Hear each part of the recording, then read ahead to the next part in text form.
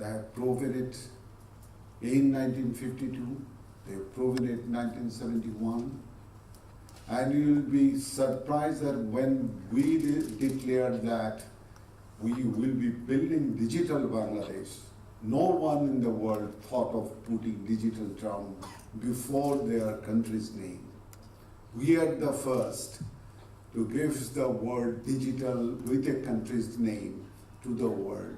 You might be remembering that after 1 year, Britain declared digital Britain, and after 6 years, India declared digital India. In all the cases, Britain's case was just to introduce internet, and that was an internet project. But India declared that, yes, we will be building digital India, but we'll have to learn from Bangladesh what they have achieved has to be followed by India. As we look at in many parts of the world, particularly after 2012, under the leadership of World Economic Forum, everybody talks about Industrial Revolution 4.0 or digital revolution. For us, this is an old word because we pronounced it 4 years before that. But think of something that Bangladesh was basically an agro-based country. In 1972, no Bangladeshi had a single industry. The industries built here were owned by the Pakistanis, and the government had to form sector corporations to take care of those industries. Those were owned by the Pakistanis and they left it. Think of our history that in 72, we were termed as the bottomless basket. Now, I'm really happy that the American President Barack Obama, when he went to Kenya and talking to his people, Kenyan people, because that was our fatherland, that you have to learn from Bangladesh how to develop your country. I was really happy that someone from US told that we are bottomless basket, and US president says that you have to learn from Bangladesh. If you look at the short history of 10 years of Bangladesh, last 10 years of Bangladesh, you will find every indicator has changed in a way that was really unpredictable, or nobody could imagine that changes can happen. So this has become something, in fact, for me, this is a historic day that we are talking about new technologies, future technologies. We are discussing about many things. We are talking about 5G, we are talking about artificial intelligence, we are talking about robotics, big data, and so many things. I'm really happy that now we are discussing a 2-day seminar on big data. And might be, looks that it will be very difficult for us to implement, but I believe, as we have done before, big data will not be a big challenge for us. We will be able to implement it. One of the reasons is that we have the most intelligent people in our country. The best asset any country can have is its population. Particularly for us, the advantage is that 65% of our population is below 40. So that is the biggest advantage we can utilize. Another thing I should just mention, as Mr. Azad mentioned, we have the leadership. That's also very important. Because if you look at from 1972 to 75, that was a period just to survive.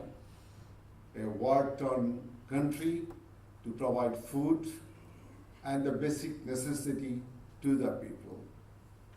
But after 75, it took at least 21 years to have a stable government, a political democratic government, and to lead us to such a height that an independent country expected it even after 75. Though that was the 5 years period of Sheikh Hasina, in fact, the term digital Bangladesh could have been used that term. She was responsible for laying the foundation of digital Bangladesh in that 5 years term. It was really surprising that a prime minister struggling for development, struggling for own revenues, and used to prepare the budget on donors' wish or their prescriptions. She withdrew tax and VAT from computers to make it popular, to make it available to the people of the country. I remember that because I asked the Prime Minister to do that, and the Finance Minister that time told that, Mr. Prime Minister, you will be losing 210 crores of taka as revenue if you just withdraw VAT and tax. She did it because she knew that the future is a digital device to be given to her citizens. And after 2009, this is something, in fact, those who are from Bangladesh, you know, this was something that nobody could believe. The term digital Bangladesh can at least be proven that it exists. Now, it is very common. You go to a village, talk to a villager or a fisherman, and I think he or she will be able to describe what is digital Bangladesh for the country and for herself or himself. I like to thank A2I particularly because in last 10 years, the services of the government were in such a way defined that probably one of the few countries in the world that can say what services can be provided by the government to the people directly, and definitely one of the few government that we have arranged or prepared the delivery way by developing the Union Digital Center. I can just add something that we started with few thousand Union Digital Centers. Now we are converting all our post offices to give the same services to the citizens. On the other hand, in fact, we have tried to help all the section of the government. Today we are with the Health Ministry, but every day we are with any of the office of the government or any of the ministry of the government, and definitely I remember the word that what I have to do. As you know, I am not a member of parliament, and I was made minister on 2nd January 2018. I took oath and asked our Prime Minister, please let me know what I'll have to do. She just looked at me and said, your work is there where the term digital is there. I said, okay, that means I have to work for the whole government, all the ministries, all the offices. Yes. Yes, we are working for all the ministries, all the offices, and we will be helping you. We will be providing our technological services. We will be working as your consultants, and everywhere the conversion or the transformation of the present system to a digital one is definitely our main agenda.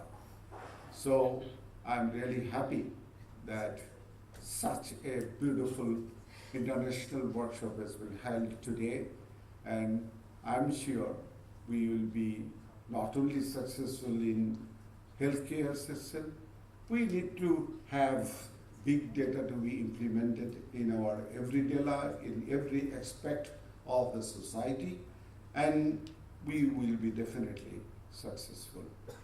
Today, it has been my pleasure to listen to the words of our panelists, and I hope that will be a fundamental improvement on the implementation of new technologies. Ladies and gentlemen, we are not only talking about that, we will be doing it. I remember I went to Mobile World Congress last year, and the term 5G came in. We saw what is 5G. We listened to the people who were providing or showcasing the technologies. And it is surprising that Bangladesh has decided in her government's manifest just on 30th December, the election has been held, that we will be launching 5G by 21 to 23. Perhaps many developed countries will not dare to do that. So in future technologies, in new technologies, think of Bangladesh that they are a little left behind.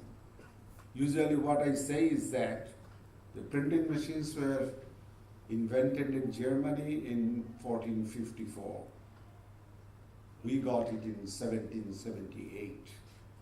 We are 324 years behind in adopting technologies. Now I can say we will not be 354 days behind from the world. That is Bangladesh. And not only implementing big data, we will be definitely working on other new technologies like artificial intelligence. We'll be working on robotics, and definitely we will lead in many areas. I think I'm really happy to be here and listening to some of those speeches. I'd be more happy if I could be there for the whole day. I hope we will be discussing this issue. I know my area team will definitely take away not only to other ministries, they will take it to all other ministries and offices of the government, and definitely gives them the way that what important is with the big data and new technologies we will be taking. Thank you again. Thank you for participating in such an important event. Joy Bangla.